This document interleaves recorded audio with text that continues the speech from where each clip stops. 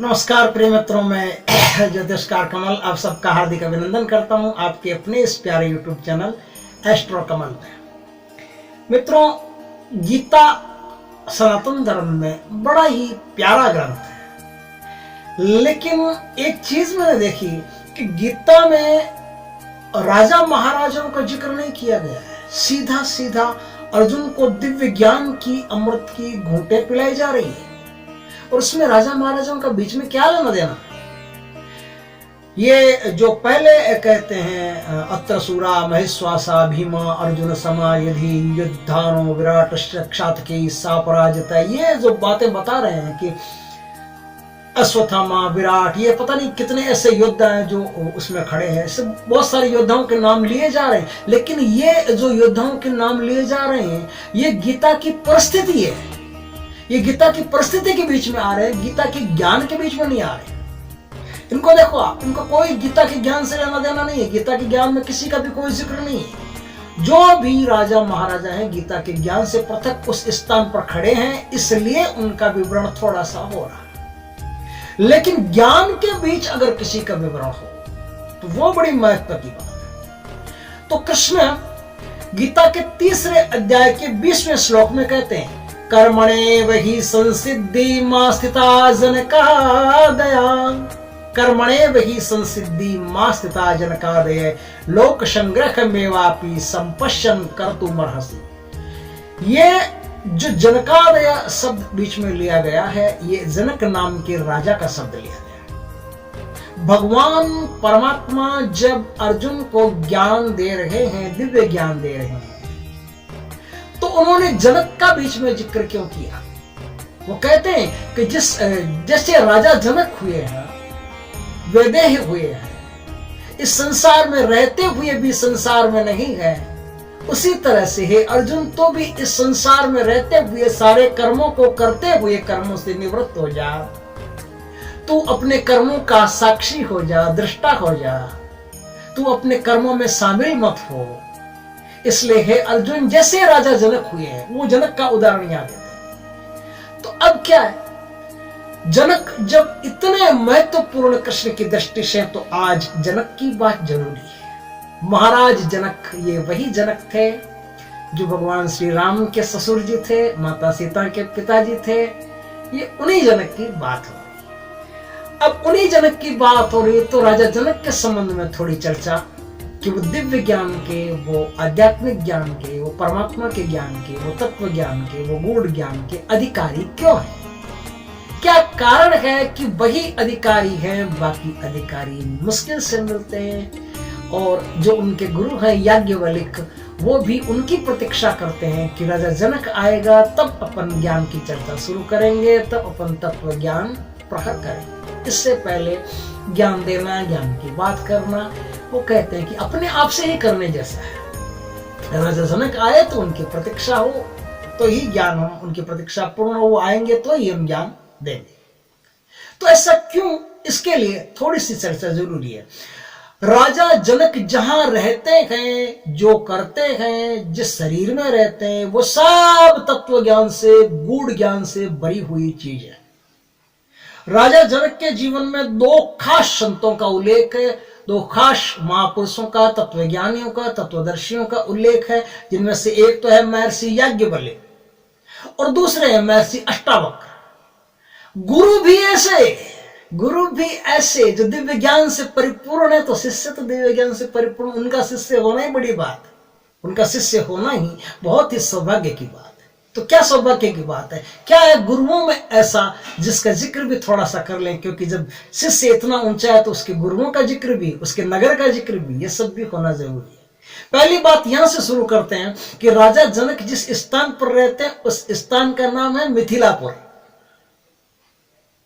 मिथिला कहते हैं, मिथिलापुर या जनकपुर। अपना जनक रहते हैं इसलिए जनकपुर भी कहते हैं, लेकिन मिथिलापुर भी कहते हैं। मिथिलापुर के नाम से विशेष विख्यात है। मिथिलापुर शब्द सुनने में तो बड़ा प्यारा लगता है, शब्द है भी बड़ा प्यारा, लेकिन मिथिलापुर का अर्थ क्या होता है? मिथिलापुर का अर्थ होता है झूठी नगरी, काल्पनिक नगरी, भ्रम की नगरी। जैसे अंग्रेजी में एक शब्द है मिथ, हिंदी में एक शब्द है मिथ्या, जैसे मिथ्या शब्द है, उस मिथ्या से ही मिथिला का निर्माण हुआ है। तो मिथ्या से ही मिथिला बनी है। जनक कहते हैं जिस स्थान पर हम रहते हैं उस स्थान में हम बड़ी मोह ममता पैदा कर लेते हैं।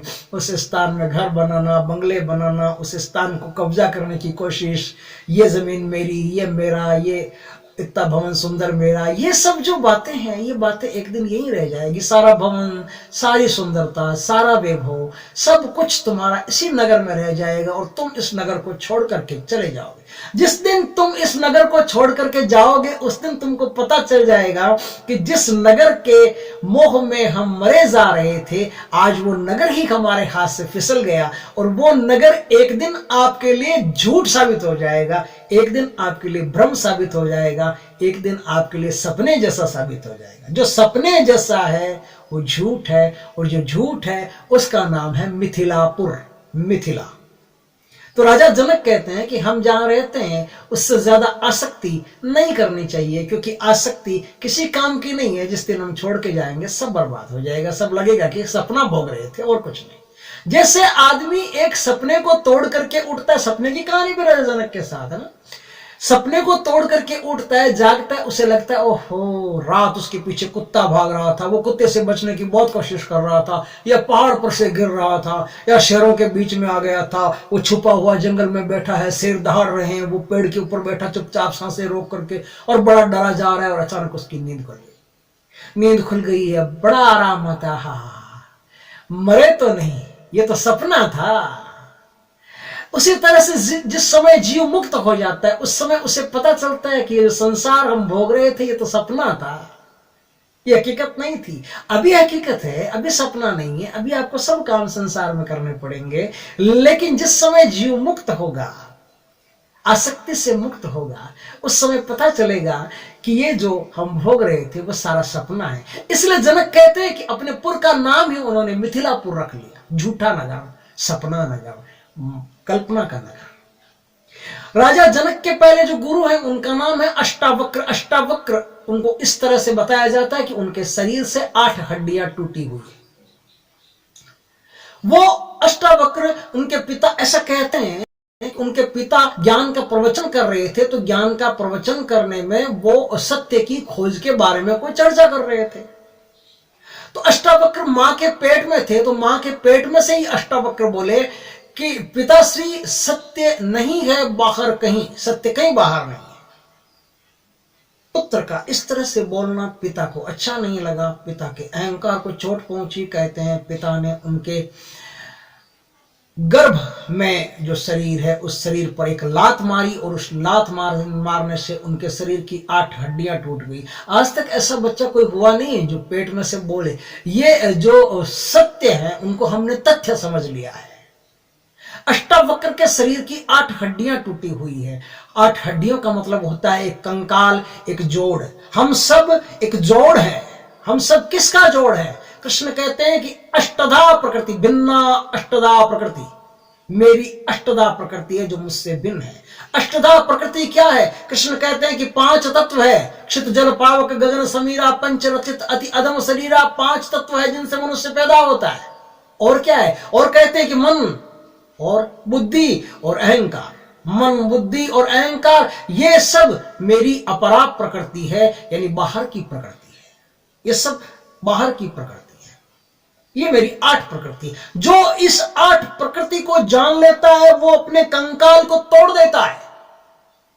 जो जान लेता है कि मेरा शरीर जल से निर्मित हुआ और जल की सारी कीमिया जान गया, जो जान गया वो जल का दृष्टा हो गया, जो जान गया वो पावक का दृष्टा हो गया, जो जान गया आकाश का दृष्टा हो गया, जो जान गया हर चीज का दृष्टा हो गया। तो 8 प्रकार की जो प्रकृति है उस 8 प्रकार की प्रकृति को अष्टावक्र अच्छी तरह से बाल्यकाल से मां के गर्भ से जान करके पैदा हुए थे कि हमारा निर्माण अष्टधा प्रकृति से हुआ है। इसलिए जो प्राकृतिक जोड़ बनता है हमारा, हम प्रकृति का जोड़ है।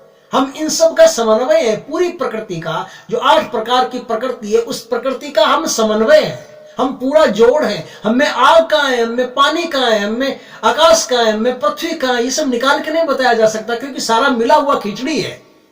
लेकिन अष्टावक्र कहते हैं कि अष्टावक्र जो है उन्होंने इस सारी खिचड़ी को एक एक करके तोड़ दिया और बता दिया और देख लिया और जान लिया कि यहां यहां ये है, इस चीज की ये महत्ता है, ये इस काम आती है, ये इस काम नहीं आती है, अहंकार ये है, मन ये है, बुद्धि ये है, और जो प्रकृति है अष्टधा प्रकृति, उस पूरी प्रकृति को ब्रेक कर दिया, तोड़ दिया। इसलिए कहते हैं कि अष्टावक्र के शरीर की 8 हड्डियां टूटी हुई। 8 हड्डियां यही है कि कंकाल विभक्त हो गया, पूरा कंकाल बनता है आदमी का, शुरू से एड़ी से लेकर के चोटी तक पूरा जोड़ बनता है। उस जोड़ में प्रकृति कहां कहां है इसका पता नहीं रहता आदमी को, लेकिन अष्टावक्र को पता रहता है। इसलिए उन्होंने पूरे कंकाल को जगह जगह से तोड़ दिया, 8 प्रकार की प्रकृति को अलग अलग कर दिया, 8 प्रकार की प्रकृति को अलग अलग से जान लिया। इसलिए अष्टावक्र है। अष्टावक्र का मतलब ही यही है कि 8 प्रकृति, 8 प्रकार की जो प्रकृति है भगवान कृष्ण की,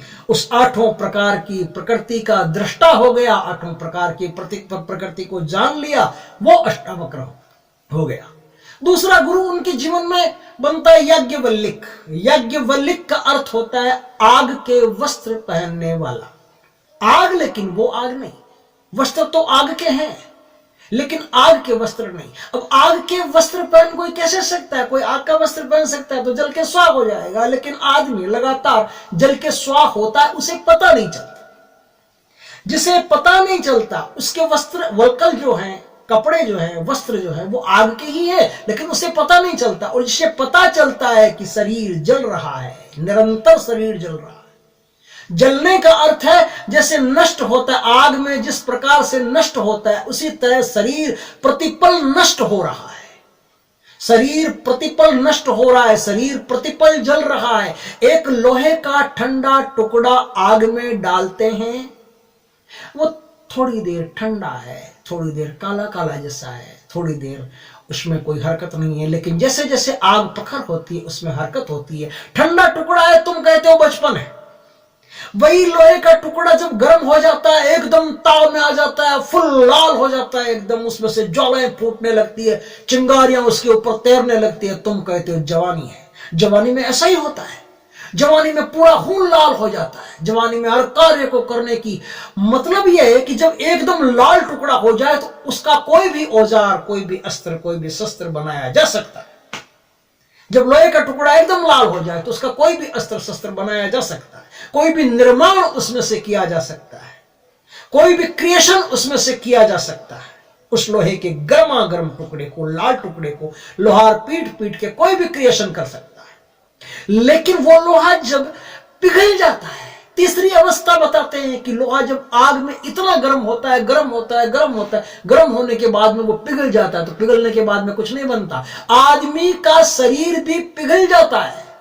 आपने देखा मोटा आदमी पिघल के पतला हो गया, आदमी का शरीर भी पिघलता है। जैसे अवस्था आती है, वृद्धावस्था आती है, उसका शरीर पिघलने लगता है। भीतर से कुछ ऐसा है, मज्जा मेद वगैरह धीरे धीरे करके खत्म होने लगती है, पिघलने लगता है। पिघलने का मतलब अब जा रहा है, पिघलने का मतलब अब जो उसके शरीर का तेज है, उसके शरीर की जो कीमिया है, वो धीरे धीरे करके खत्म हो रही है, जा रही है। अब उसे समेटा नहीं जा सकता। जो पिघल रहा है अब समेटा नहीं जा सकता, अब समेटने का कोई उपाय नहीं है। इस तरह से जल रहा है शरीर, तीनों अवस्थाओं में शरीर जल रहा है, लेकिन जलने में फर्क है। याज्ञवल्क्य का शरीर यज्ञ की तरह जलता है। यज्ञ का अर्थ होता है पवित्रता। आप यज्ञ भगवान की पवित्रता की, यज्ञ घर की पवित्रता के लिए भगवान के नाम से करते हो, परमात्मा के नाम से करते हो, इसलिए यज्ञ पवित्र है। लेकिन शमशान की आग भी आग है, उस आग को पवित्र आग नहीं माना जा सकता। आग तो आग है, लेकिन कोई कहता नहीं, उसे डरता है उस आग से। शमशान की आग, जो चिता की आग है, वो आग भी आग है, और यज्ञ की आग भी आग है। लेकिन याज्ञवल्क्य कहता, जो तत्व ज्ञान को जान गया, वो शरीर की आग को पहचान गया कि मैंने जो कपड़े पहन रखे हैं ये अग्नि के कपड़े हैं, ये आग के कपड़े हैं, और जो आग के कपड़े हैं ना, ये पूरी तरह से जला करके भस्म कर देंगे एक दिन शरीर को। इसलिए जो इस बात को जानता है और जान करके इस शरीर के तथ्य को अच्छी तरह से भोग कर, जानकर इसका दृष्टा बन जाता है और आत्म तत्व के साक्षात्कार का प्रयास करता है, वो इस मरण धर्मा शरीर के प्रति आसक्त नहीं रहता, और जो चैतन्य है उसके प्रति उसकी सारी आस्था, उसकी सारी आस्तिकता पैदा हो जाती है। वो याज्ञवल्क्य कहलाता है। यज्ञ का अर्थ आप समझ गए। यज्ञ जैसी पवित्र अग्नि है, और अग्नि चाहे कोई भी हो, पवित्र हो अपवित्र हो, उसका तो स्वभाव है।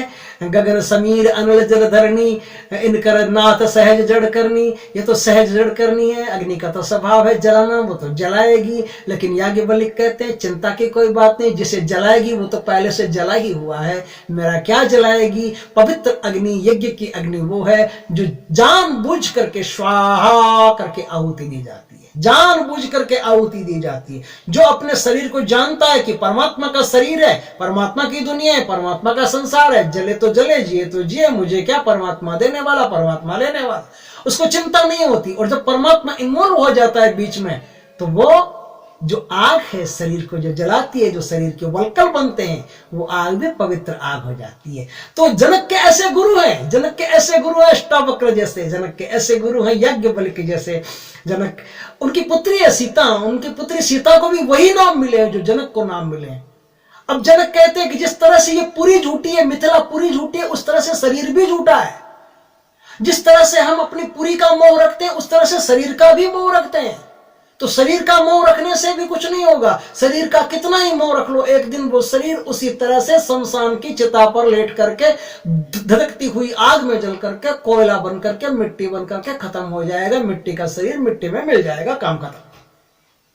लेकिन तुम्हारे भीतर जो चैतन्य है वो कभी खत्म नहीं होगा। तुम्हारे भीतर जो आत्मा है वो कभी खत्म नहीं होगी। न शस्त्राणि छदन्ति न दहति पावक, है कभी खत्म होगी ही नहीं। तुम्हारी आत्मा कभी खत्म हो ही नहीं सकती, क्योंकि अमृतत्व का ईश्वर अंश, जीव अविनाशी। जीव अविनाशी है क्योंकि ईश्वर का अंश है, और शरीर अविनाशी नहीं, नाशवान है क्योंकि प्रकृति का अंश है। प्रकृति का काम है प्रतिपल परिवर्तन करना, और परमात्मा का काम है शाश्वत बनाए रखना। तो परमात्मा से जीव अलग है, फिर भी जीव की शाश्वतता भंग नहीं होती। जीव अलग है परमात्मा से, फिर भी जीव की गति कम नहीं पड़ती, फिर भी जीव की स्थिरता, उसका सनातन कभी भी कम नहीं पड़ता। जो इस चीज को जान लेता है, जनक का अर्थ होता है पैदा करने वाला, जनक का अर्थ होता है पिता। जब पुत्र पैदा होता है तो पिता पैदा होता है, जब तक पुत्र पैदा नहीं होता तब तक पिता के पैदा होने का भी कोई सवाल नहीं। तो जनक का अर्थ है पैदा करने वाला। किसको पैदा करता है? जो इन दोनों को देख लेता है, तो दृष्टा को पैदा करता है। जो इन दोनों को देख लेता है कि आत्मा ये है, शरीर ये है, ये मरण धर्मा है, ये कभी नहीं मरता, ये अमर है। अमर और मृत्यु के, मरण धर्मा के बीच में, मृत्यु लोक और अमृत लोक के बीच में जो फर्क जान लेता है, अच्छी तरह से दोनों को जानते हुए जीवन निर्वाह करता है, अच्छी तरह से दोनों को जानते हुए जीवन निर्वाह करता है, वो दृष्टा को पैदा कर लेता है। क्योंकि कोई जानने वाला भी तो चाहिए ना। जो जानने वाला होता है उसका नाम दृष्टा होता है। वो बराबर देखे जा रहा है कि कौन अमर है, कौन मर रहा है, कौन प्रतिपल मर रहा है, कौन प्रतिपल अमर है, कौन ऐसा है जिसकी शाश्वतता में कभी कमी नहीं आई। वो जब पैदा हुए थे तब वैसा ही था, जिस दिन मरोगे तब तक वैसा ही रहेगा, वो हमेशा वैसा ही रहता है। और कौन ऐसा है जो लगातार बदलता रहता है, वो इन दोनों को देखता रहता है। शरीर और आत्मा इन दोनों को देखता रहता है। इसलिए देखता इसलिए रहता है कि दोनों की समझ जब परिपक्व होती है तो दृष्टा स्वयं पैदा हो जाता है। पुत्र पैदा होता है तो पिता को जनक कहते हैं। दृष्टा पैदा होता है तो जो देखने वाला तत्व है उसे दृष्टा कहते हैं। जो पैदा होता है उसे, जो पैदा होता है वो किसी को भी पैदा करता है। दृष्टा पैदा होता है इसलिए उसका नाम जनक है, क्योंकि उसने दृष्टा को पैदा किया, उसकी बुद्धि ने दृष्टा को पैदा किया, इसलिए उसका नाम जनक, उनका नाम जनक पड़ता है। उनकी पुत्री का नाम भी वैसा ही है। पुत्री का नाम भी जानकी है, पुत्री का नाम भी मैथिली है, पुत्री का नाम भी वैदेही है। जो माता सीता के नाम है वो सब वही नाम है जो राजा जनक के नाम है। तो राजा जनक की कॉपी ही है सीता।